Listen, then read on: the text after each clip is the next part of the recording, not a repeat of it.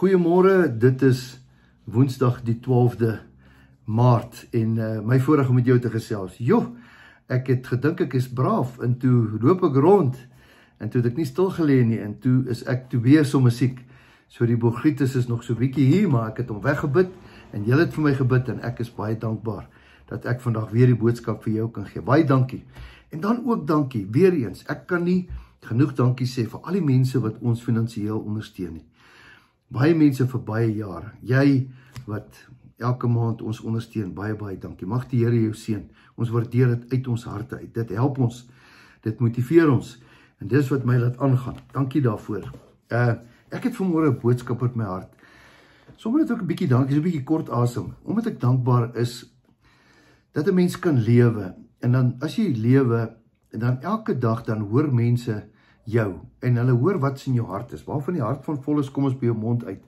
En vanmôre hoor ek 'n bietjie wat sê ou Dawid in Psalm 27. Nou hoor 'n bietjie wat sê: Die Here is my lig en my heil. Vir wie sou ek vrees?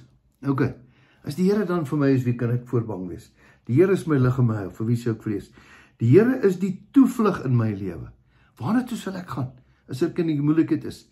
Onthou jy daai dag toe jy in groot moeilikheid was? Ag Here, help my. Hoeveel keer het hy nie gehelp nie? Die Here is my toevlug as ek vrees. Die Here is my toevlug van my lewe. Vir wie sou ek vervaard wees? Vir wie sou ek toe oor bekommerd wees? Ek weet, hy's my backing. Hy's agter my, hy's voor my, hy's langs my, hy's om my. Partykeer wil hy net hê, kom sit 'n bietjie by my. Praat bietjie met my, Dawie. Jy's so besig. Vanmôre lees ek vir jou, as die kwaaddoeners teen my nader kom om my vlees te eet, my teenstanders en my vyande, ja, myne, struikel hulle en val hulle.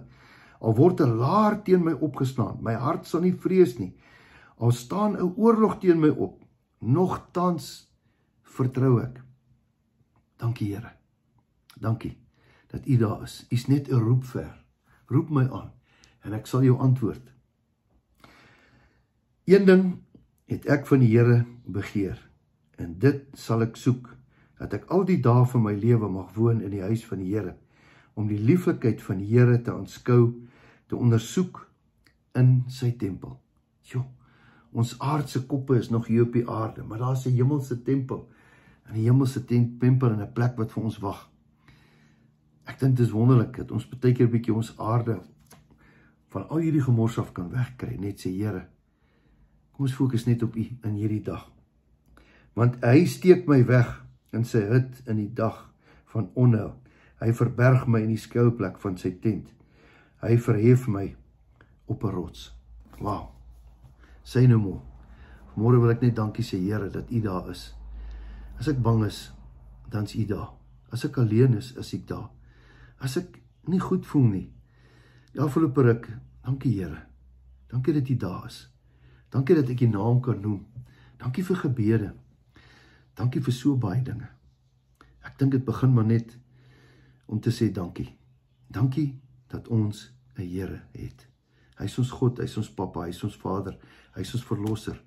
Hy is ons volgende bord kos, hy is ons volgende rand wat ons in ons hand het. Mag die Here jou seën. Kom ek bid vir jou. Here, baie dankie vir die woord. Vir wie sal ons vrees? Here, U is ons skuilplek. U is ons rots.